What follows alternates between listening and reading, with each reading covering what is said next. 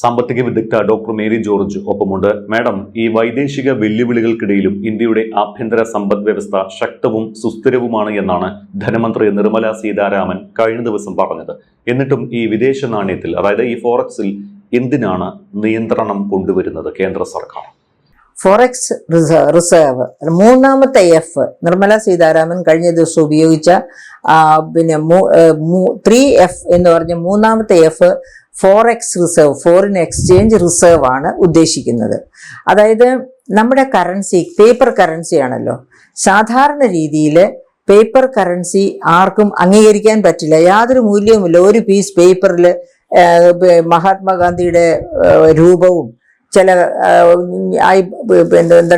I promise എന്നും പറഞ്ഞിട്ട് reserve ബാങ്കിന്റെ ഒരു പ്രോമിസും ഒക്കെ ഉണ്ടായി ആർക്കും അത് വിശ്വാസ്യത വരത്തില്ല. അപ്പം കറൻസിയുടെ വിശ്വാസ്യത, അതിൻ്റെ മൂല്യം, ഒരു പേപ്പറിന് ഒരു മൂല്യവുമില്ല. അതിൽ പറഞ്ഞുകൊണ്ടിരിക്കുന്ന 500 രൂപ, 1000 രൂപ, അല്ലെങ്കിൽ 2000 രൂപ, അല്ലെങ്കിൽ 10 രൂപ, അല്ലെങ്കിൽ 100 രൂപ, ഈ മൂല്യമൊക്കെ ഈ ഒരു പേപ്പർ തുണ്ടിനുണ്ടാകുന്നത് അതിന് ബാക്കിംഗ് ആയിട്ട് വച്ചിരിക്കുന്ന ചില അമൂല്യ വസ്തുക്കൾ മൂലമാണ്. എന്തൊക്കെയാണ് ഈ അമൂല്യ വസ്തുക്കൾ? സ്വർണമാണ് ഒന്നാമതായിട്ട് ബാക്കിംഗ് ആയിട്ട് വെച്ചിരിക്കുന്നത്. ഇപ്പോൾ നമ്മുടെ റിസർവ് ബാങ്ക് ഓഫ് ഇന്ത്യയിൽ 880 ടൺ സ്വർണം ഉണ്ട് എന്നാണ് മനസ്സിലാക്കുന്നത്. അപ്പം ഈ സ്വർണം ബാക്കിംഗ് ആയിട്ട് വെച്ചിരിക്കുന്നു. അതായത് 1935 റിസർവ് ബാങ്ക് ഓഫ് ഇന്ത്യ തുടങ്ങുന്ന സമയത്ത് 200 കോടിയുടെ ബാക്കിംഗ് ആയിരുന്നു. 200 കോടി രൂപയുടെ 1935 200 കോടി രൂപ എന്ന് പറയുമ്പോൾ കേരളം വാങ്ങാനുള്ള പണമായിരിക്കും, അതുകൊണ്ട് കേട്ടോ. അപ്പോൾ ഈ 200 കോടിയുടെ നിക്ഷേപം അന്ന് ബാക്കിംഗ് അന്ന് ഉണ്ടായിരുന്നു എന്ന് പറഞ്ഞാൽ 112 കോടിയുടെ സ്വർണവും ബാക്കി ഫോറിൻ എക്സ്ചേഞ്ചുമായിരുന്നു. 112 കോടിയുടെ സ്വർണമായിരുന്നു അന്ന് ബാക്കിംഗ് ആയിട്ട് കമ്മട്ടത്തിൽ വെച്ചിരുന്നത്. അതുകൂടാതെ ബാക്കി ഫോറിൻ എക്സ്ചേഞ്ച്. ഫോറിൻ എക്സ്ചേഞ്ച് എന്ന് പറഞ്ഞാൽ അന്നും പ്രധാനപ്പെട്ട ഫോറിൻ എക്സ്ചേഞ്ച് എന്ന് പറയുന്നത് പൗണ്ട് സ്റ്റേർലിംഗ്, അതിനേക്കാൾ ഉപരി ഡോളർ, അങ്ങനെയുള്ള പ്രധാനപ്പെട്ട വികസിത രാഷ്ട്രങ്ങളുടെ കറൻസീസ് ആയിരുന്നു അന്ന് കൂടുതലും നമ്മുടെ ഫോറക്സ് റിസർവ് ആയിട്ട് വെച്ചിരുന്നത്. അപ്പോൾ ഇതെല്ലാം കൂടി 200 കോടിയുടെ ഉണ്ടായിരുന്നു. പക്ഷെ അതിനുശേഷമൊക്കെ റിസർവ് ബാങ്ക് ഓഫ് ഇന്ത്യ ഇടയിലേക്ക് എത്തുന്ന സ്വർണം, അങ്ങനെയൊക്കെയുള്ള സ്വർണം, അതായത് പല ഘട്ടങ്ങളിലായിട്ട് വാങ്ങിച്ച സ്വർണം എല്ലാം കൂടിയാണ് 880 കോടി ടൺ സ്വർണം ഇപ്പോൾ റിസർവ് ബാങ്ക് ഓഫ് ഇന്ത്യയിൽ ഉണ്ട് എന്ന് പറയുന്നത്. അങ്ങനെ സ്വർണവും ഫോറിൻ എക്സ്ചേഞ്ചും ഫോറിൻ കറൻസിയും ബാക്കിംഗ് ആയിട്ട് വെച്ചിട്ട്, അതായത് കറൻസിയുടെ വിശ്വാസ്യത, മൂല്യം കാത്തുരക്ഷിക്കാനാണ് 500 രൂപയുടെ നോട്ട് എന്ന് പറഞ്ഞാൽ അത് 500 രൂപയുടെ മൂല്യം അതിലുണ്ട് എന്നത് ഉറപ്പാക്കാനായിട്ട്. അത് ഉറപ്പാക്കുന്നത് എങ്ങനെയാണ്? ഇപ്പോൾ ആർക്കെങ്കിലും സംശയം തോന്നുകയാണ് കറൻസി ഇപ്പോഴങ്ങനെ മാറ്റാൻ, അപ്പം അങ്ങനെ ഉറപ്പാക്കുക. ആ കറൻസിയുടെ വാല്യൂ ഈക്വലൻ്റ് ആയിട്ടുള്ള എമൗണ്ട് ഇതിനെ ബാക്കിംഗ് ആയിട്ട് വെച്ചിട്ടുണ്ട് എന്ന ഉറപ്പ്. അങ്ങനെയാണ് കറൻസിയുടെ ഈ അൺകൺവേർട്ടിബിൾ, പണ്ടൊക്കെയാണ് ഈ കൺവേർട്ടിബിൾ പേപ്പർ കറൻസി ഉണ്ടായിരുന്നു. അതായത് അൺകൺവേർട്ടിബിൾ പേപ്പർ കറൻസി വരുന്നതിന് മുൻപ് കൺവേർട്ടിബിൾ പേപ്പർ കറൻസി ആയിരുന്നു. അന്ന് നമ്മൾ ട്രഷറിയിൽ ചെന്ന് എനിക്ക് 500 രൂപ നോട്ട് വേണ്ട, ഇതിന് പകരം സ്വർണം തരണം എന്ന് പറഞ്ഞാൽ സ്വർണം കൊടുക്കണമായിരുന്നു. പക്ഷേ ഇപ്പോൾ കൺവേർട്ടിബിൾ പേപ്പർ കറൻസി അല്ല, അൺകൺവേർട്ടിബിൾ പേപ്പർ കറൻസിയാണ്. ആർക്കും അങ്ങനെ ചെന്ന് ട്രഷറി ചെന്ന് പറഞ്ഞ് സ്വർണ്ണമൊന്നും വാങ്ങിക്കാനൊക്കത്തില്ല. അപ്പോൾ ആ അൺകൺവേർട്ടിബിൾ പേപ്പർ കറൻസി ആണെങ്കിലും പേപ്പർ കറൻസിക്ക് ബാക്കിംഗ് ആയിട്ട് ശക്തമായ സപ്പോർട്ടുണ്ട്. അതാണ് ഈ സ്വർണവും ഫോറിൻ എക്സ്ചേഞ്ചും. അപ്പോൾ ഈ കറൻസിയുടെ ഈ ബാക്കിങ്ങിന്റെ പ്രസക്തി നമുക്ക് 1990-91 LPG, അതായത് ലിബറലൈസേഷൻ, പ്രൈവറ്റൈസേഷൻ, ഗ്ലോബലൈസേഷൻ. എന്തുകൊണ്ടാണ് ഇന്ത്യ അങ്ങനെ LPGയിലേക്ക് പോകേണ്ടി വന്നത്? അപ്പോൾ നമുക്ക് വലിയ ഫോറിൻ എക്സ്ചേഞ്ച് ക്രൈസിസ് ആയിരുന്നു. അതായത് നമ്മുടെ കമ്മട്ടത്തിലെ ഫോറിൻ എക്സ്ചേഞ്ച് എല്ലാം കൂടി തൂത്തുവാരിയാൽ 2 ആഴ്ചത്തേക്ക് പെട്രോളിയം ഉൽപ്പന്നങ്ങൾ ഇമ്പോർട്ട് ചെയ്യാനേ തികയുമായിരുന്നുള്ളൂ. അത്ര രീതിയിൽ ശുഷ്കമായി പോയിരുന്നു നമ്മുടെ ഫോറിൻ എക്സ്ചേഞ്ച് റിസർവ്. അപ്പോഴാണ് നമ്മൾ IMF-ൽ വായ്പ ചോദിച്ചു. IMF പറഞ്ഞു, നിങ്ങൾ കടക്കണിയിലേക്ക് പോവുകയാണ്, നിങ്ങൾക്ക് വായ്പ തരാൻ പറ്റില്ല എന്ന്. അങ്ങനെ എന്താ പിന്നെ ചെയ്തത്? കമ്മട്ടത്തിലെ സ്വർണം, ഈ ഫോറിൻ എക്സ്ചേഞ്ച് ആണ് ശുഷ്കിച്ചത്. സ്വർണം അവിടെ ഉണ്ടായിരുന്നു. ആ സ്വർണം എടുത്ത് കുറേ സ്വർണം കൊണ്ടുവന്ന് ബാങ്ക് ഓഫ് ഇംഗ്ലണ്ടിൽ പ്ലഡ്ജ് ചെയ്തു, പണം എടുത്തു, ഫോറിൻ എക്സ്ചേഞ്ച് എടുത്തു. അത് കഴിഞ്ഞിട്ട് അതും തികയാതെ വന്നപ്പോൾ 2 പ്രാവശ്യം സ്വിസ് ബാങ്കിൽ നമ്മുടെ കമ്മട്ടത്തിലെ സ്വർണം കൊണ്ടുപോയി പണയം വെച്ച് നമ്മൾ ഫോറിൻ എക്സ്ചേഞ്ച് എടുക്കേണ്ടി വന്നു. അങ്ങനെയുള്ള ഒരു സിറ്റുവേഷനിൽ ആണ് നമ്മൾ. അപ്പോൾ IMF പറഞ്ഞിരുന്നു വായ്പയ്ക്ക് എന്നപ്പോൾ നിങ്ങൾക്ക് വായ്പ തരാം, നിങ്ങൾ നിങ്ങളുടെ ഈ മിക്സഡ് ഇക്കോണമി എന്നുള്ളത് മാറ്റിയിട്ട് പ്രൈവറ്റൈസ് ചെയ്യുക. അതായത് LPG, ലിബറലൈസേഷൻ, പ്രൈവറ്റൈസേഷൻ, ഗ്ലോബലൈസേഷൻ. ആ LPGയിലേക്ക് പോകാമെങ്കിൽ നിങ്ങൾക്ക് വായ്പ തരാമെന്ന് IMF പറഞ്ഞിരുന്നു. അപ്പോൾ അവസാനം ഈ 3 സ്ഥലത്തും കൊണ്ടുപോയി ബാങ്ക് ഓഫ് ഇംഗ്ലണ്ടിലും സ്വിസ് ബാങ്കിലും ആയിട്ട് 3 പ്രാവശ്യം സ്വർണം, കമ്മട്ടത്തിലെ സ്വർണം പണയം വെച്ച് വായ്പ എടുത്തിട്ട് നമുക്ക് നിൽക്കക്കള്ളിയില്ല എന്നുള്ളത് കൊണ്ടാണ് 1991 നമ്മൾ LPGയിലേക്ക് പോയത്. അപ്പം അങ്ങനെയുള്ള ഒരു ഫോറിൻ എക്സ്ചേഞ്ച് ക്രൈസിസ് ഭാരതത്തിന് ഇനി ഉണ്ടാകാൻ പാടില്ല. അതാണ് ഈ അവസാനത്തെ എന്താ പറയുക, ഫോറക്സ് റിസർവിൻ്റെ ക്രൈസിസ്. ഫോറക്സ് അവസാനത്തെ F കൊണ്ട് നിർമ്മല സീതാരാമൻ ചെറിയ ഒരു ഹിന്റ് തരികയാണ്. ആ LPGയിലേക്ക്, ആ കാലഘട്ടത്തിലേക്ക് നമുക്ക് തിരിച്ചു പോകാൻ പറ്റില്ല, നമുക്ക് നമ്മുടെ ഫോറിൻ എക്സ്ചേഞ്ച് റിസർവ് സൂക്ഷിക്കണം. അങ്ങനെ സൂക്ഷിക്കണം എന്ന് പറഞ്ഞു കഴിഞ്ഞിട്ട് നമ്മൾ നോക്കുകയാണ്, ഈ കഴിഞ്ഞ 2025-26 എത്രയായിരുന്നു നമ്മുടെ CAD, കറണ്ട് അക്കൗണ്ട് ഡെഫിസിറ്റ്? എങ്ങനെയാണ് ഈ ഫോറിൻ എക്സ്ചേഞ്ച് ശുഷ്കിച്ചു പോകുന്നത്? അതായത് നമ്മൾ ഇമ്പോർട്ട് ചെയ്യുമ്പോൾ നമ്മൾ അങ്ങോട്ട് കൊടുക്കണം, വെളിയിലേക്ക് കൊടുക്കണം. നമ്മുടെ ഫോറിൻ എക്സ്ചേഞ്ച്, അതായത് ഇമ്പോർട്ട് ചെയ്യുമ്പോൾ ഇന്ത്യൻ കറൻസി കൊടുത്താൽ പോരാ. ഇമ്പോർട്ട് ചെയ്യുമ്പോൾ നാം സാധാരണ ഇമ്പോർട്ട്സ് എല്ലാം നടക്കുന്നത് അമേരിക്കൻ ഡോളറിലാണ്, അപ്പോഴാണെങ്കിലും ഇപ്പോഴാണെങ്കിലും. പക്ഷെ ഈ അടുത്ത കാലത്ത്, അതായത് അടുത്ത കാലത്തൊന്നും വേണ്ട, അതിലേക്ക് ഞാൻ പോകുന്നില്ല. ഇപ്പോൾ റഷ്യയിൽ നിന്ന് റഷ്യൻ കറൻസിയിലാണ് നമ്മൾ പെട്രോളിയം ഉൽപ്പന്നങ്ങൾ ഇറക്കുമതി ചെയ്തുകൊണ്ടിരുന്നത്. അതൊക്കെ ഇറാനിൽ നിന്ന് ഇറാനിയൻ കറൻസിയിലാണ് നമ്മൾ പെട്രോളിയം ഉൽപ്പന്നങ്ങൾ ഇറക്കുമതി ചെയ്തുകൊണ്ടിരുന്നത്.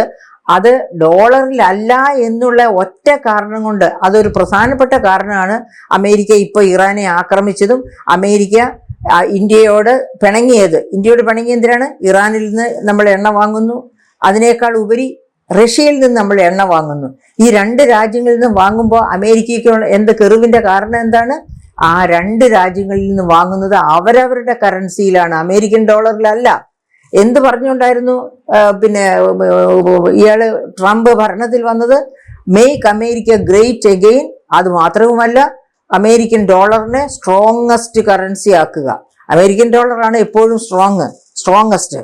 എന്നിട്ടും അതിനെ കൂടുതൽ സ്ട്രോങ്ങസ്റ്റ് ആക്കുക എന്ന് വെച്ചാൽ അയാളുടെ മനസ്സിലുണ്ടായിരുന്നത് റഷ്യൻ റൂബിളിലുള്ള എണ്ണ വിൽപ്പന നിർത്തണം, ഇറാനിയൻ കറൻസിയിലുള്ള എണ്ണ വിൽപ്പന നിർത്തണം. അങ്ങനെ ഏതെങ്കിലും രാജ്യം അവനവന്റെ കറൻസിയിൽ ചെയ്യുന്നുണ്ടെങ്കിൽ അത് നിർത്തണം, പകരം അമേരിക്കൻ ഡോളറിൽ തന്നെ ഇന്റർനാഷണൽ ട്രേഡ് നടക്കണം. അപ്പൊ ഇന്റർനാഷണൽ ട്രേഡിന്റെ മീഡിയം ഓഫ് എക്സ്ചേഞ്ച് ആയിട്ട് ഏത് വരണമെന്നാണ് ട്രംപ് ആഗ്രഹിക്കുന്നത്? അമേരിക്കൻ ഡോളർ തന്നെ വരണമെന്നാണ് ആഗ്രഹിക്കുന്നത്. അപ്പോൾ ഈ നമുക്ക് അപ്പൊ അങ്ങനെ LPGയിലേക്ക് നമ്മൾ പോകേണ്ടി വന്നത് നമുക്ക് അമേരിക്കൻ ഡോളറോ ഫോറിൻ എക്സ്ചേഞ്ചോ ഇമ്പോർട്ട് ചെയ്യാനില്ല. അപ്പോൾ എന്ന ഒരു കാരണം കുറഞ്ഞുപോയി, ശുഷ്കിച്ചു പോയി, അതുകൊണ്ടായിരുന്നു. അപ്പൊ ഈ വർഷം ഇപ്പോൾ നിർമ്മല സീതാരാമൻ ഇത് നമ്മളെ ഓർമ്മപ്പെടുത്തുന്നത് ആ 1991 ഇരിക്കണം.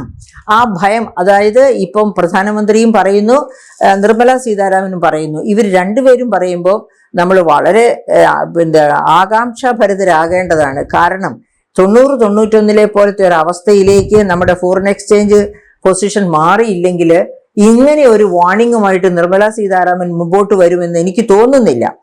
അപ്പോൾ ഈ പറയുന്ന കണക്കുകളെക്കാളൊക്കെ ശുഷ്കമായിരിക്കണം നമ്മുടെ ഫോറിൻ എക്സ്ചേഞ്ച് റിസർവ് എന്നാണ് നമുക്ക് മനസ്സിലാക്കാൻ പറ്റുന്നത്. ഇപ്പൊ കിട്ടുന്ന ലഭ്യമായ കണക്കുകൾ അനുസരിച്ചാണെങ്കിൽ, ഈ കഴിഞ്ഞ ആഴ്ചത്തെ കണക്കനുസരിച്ചാണെങ്കിൽ ഫോറിൻ എക്സ്ചേഞ്ച് റിസർവ്, അത് കറണ്ട് അക്കൗണ്ട് ഡെഫിസിറ്റ് എന്ന് പറഞ്ഞാൽ എന്താണ്?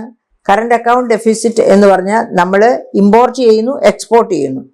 എക്സ്പോർട്ട് ചെയ്യുമ്പോൾ നമുക്ക് കിട്ടുന്നത് അതായത് ഇപ്പോൾ അമേരിക്കൻ ഡോളറിൽ തന്നെയായിരിക്കും എല്ലാവരും തന്നെ എക്സ്പോർട്ട് ചെയ്യുക. അപ്പം നമുക്ക് എക്സ്പോർട്ട് ചെയ്യുന്ന രാജ്യത്തിൽ നിന്ന് നമുക്ക് കിട്ടുന്നത് അമേരിക്കൻ ഡോളർ അല്ലെങ്കിൽ അവരുടെ കറൻസി.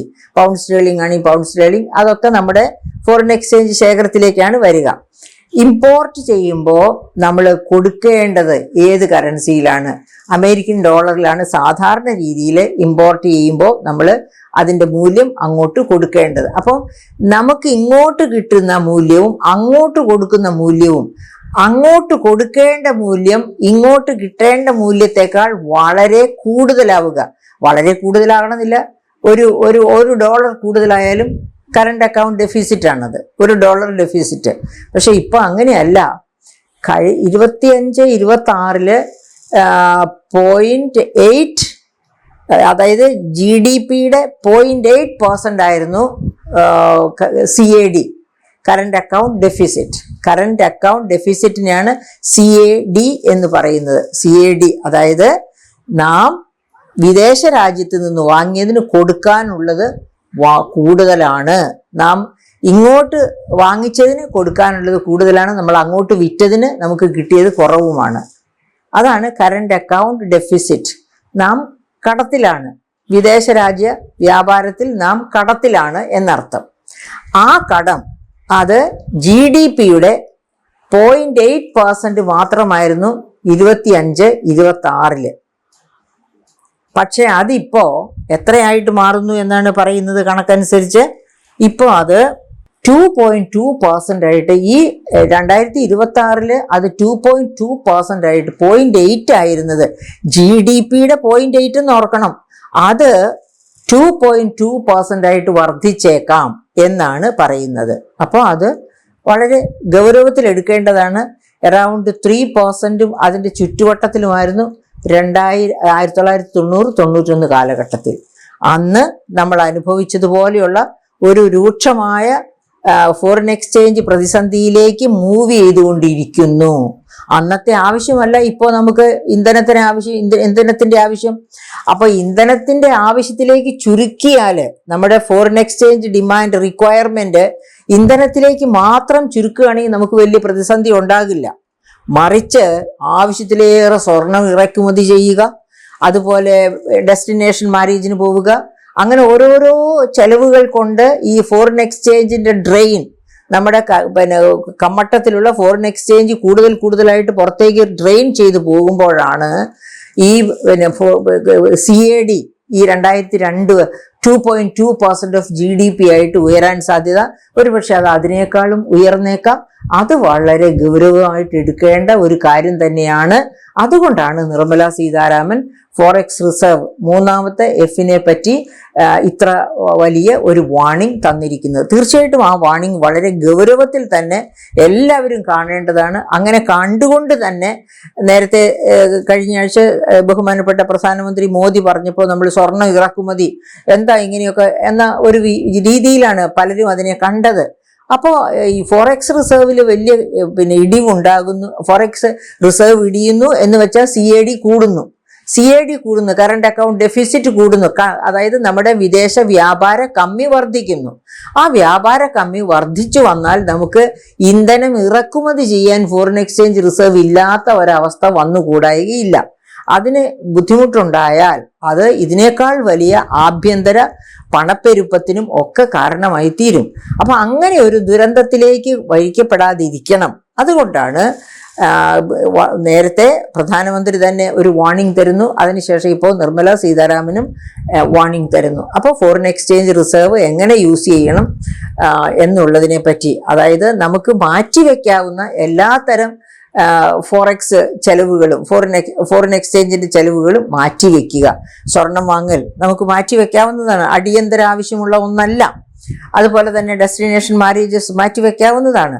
നേരെ മറിച്ച് നമുക്ക് ഇന്ധനം വാങ്ങൽ അത് മാറ്റിവെക്കാൻ പറ്റില്ല. അപ്പോൾ എന്താണ് വേണ്ടത്? അനാവശ്യ ചെലവുകളെ മാറ്റിവെക്കാവുന്നതിനെയൊക്കെ മാറ്റിവെച്ചിട്ട് അത്യാവശ്യമായിട്ട് വേണ്ട ഇന്ധനത്തിന്റെ വാങ്ങലിന് അന്താരാഷ്ട്ര വിപണിയിൽ നിന്ന് ഇന്ധനം വാങ്ങുന്നതിനായിട്ട് തൽക്കാലം നമ്മുടെ ഫോറിൻ എക്സ്ചേഞ്ച് ഉപയോഗിക്കാൻ പറ്റണം. അപ്പോൾ ഫോറിൻ എക്സ്ചേഞ്ച് ഈ അടുത്ത നാളിൽ വളരെ കൂടുതലായിട്ട് ഉപയോഗിക്കേണ്ടി വന്നു. എപ്പോഴൊക്കെയാണ് വേണ്ടി വന്നത്? കറൻസിയുടെ മൂല്യം നഷ്ടപ്പെടാൻ തുടങ്ങിയപ്പോൾ. കറൻസിയുടെ മൂല്യം ഒരു 2014 BJP ഗവൺമെന്റ് ഭരണത്തിൽ വരുന്ന സമയത്തൊക്കെ 61 രൂപ, അതായത് ശരാശരി 2014 ശരാശരി രൂപ ഡോളർ എക്സ്ചേഞ്ച് റേറ്റ് 61 രൂപയായിരുന്നു. 61 രൂപ ഈസ് ഈക്വൽ ടു $1. അതിൽ ഇത്തിരി അങ്ങോട്ടും ഇങ്ങോട്ടും ഒക്കെ മാറാം, പക്ഷെ ശരാശരി 61 രൂപയ്ക്ക് $1 എന്ന. ഇപ്പോൾ അത് 98 രൂപയ്ക്ക് അടുത്ത് 97 വരെ, അത് 2000 അത് 100നും അപ്പുറം പോകാം എന്ന് വരെ പറയുന്ന തരത്തിലേക്ക് പിന്നെ എക്സ്ചേഞ്ച് റേഷ്യോ മൂക്കുകുത്തി വീണിരിക്കുകയാണ്. 61-ൽ നിന്ന് 12 കൊല്ലക്കാലം കൊണ്ട് രൂപയുടെ മൂല്യത്തിലുണ്ടായിട്ടുള്ള ഇടിവ് അതിഭീകരമാണ്. അപ്പൊ ഇതും കൂടി നമ്മൾ കണക്കിലെടുക്കണം. രൂപയുടെ മൂല്യത്തിലുണ്ടായിട്ടുള്ള ഇടിവ് ഒരു കാരണമാണ് കറണ്ട് അക്കൗണ്ട് ഡെഫിസിറ്റ് ഇത്ര വർദ്ധിക്കാനായിട്ട്. അപ്പൊ അത് മാത്രവുമല്ല, രൂപയുടെ മൂല്യത്തിൽ ഇടിവുണ്ടാകുമ്പോഴേക്കും എന്താ സംഭവിക്കുക? വലിയ മാറ്റങ്ങൾ ഉണ്ടാകും. അതായത് നമ്മുടെ സ്റ്റോക്ക് മാർക്കറ്റിൽ നിന്ന്, സ്റ്റോക്ക് എക്സ്ചേഞ്ചിൽ നിന്ന് വിദേശ വ്യാപാര സ്ഥാപനങ്ങളും വിദേശ ധനകാര്യ സ്ഥാപനങ്ങളിലും അവരുടെ ഷെയറുകൾ വിറ്റ് ഒഴിവാക്കി പോകും. കാരണം ഇവിടുത്തെ രൂപയ്ക്ക് മൂല്യമില്ല, പിന്നെ എന്തിനാണ് ഇവിടെ ഇട്ടിരിക്കുന്നതെന്നുള്ള മട്ടിൽ അവർ വിറ്റൊഴിവാക്കി പോകും. അപ്പോൾ അത് വീണ്ടും നമ്മുടെ പിന്നെ രൂപയുടെ മൂല്യം കുറയാനിട വരും. അങ്ങനെ രൂപയുടെ മൂല്യം കുറയുമ്പോൾ റിസർവിലിരിക്കുന്ന സ്വർണമോ അല്ലെങ്കിൽ റിസർവിലിരിക്കുന്ന ഡോളറോ പുറത്ത് വിറ്റാണ് രൂപയുടെ മൂല്യം പിടിച്ചു നിർത്താനായിട്ട് റിസർവ് ബാങ്ക് ശ്രമിക്കുന്നത്. അപ്പൊ അതും വലിയ അപകടമുള്ള കാര്യമാണ്.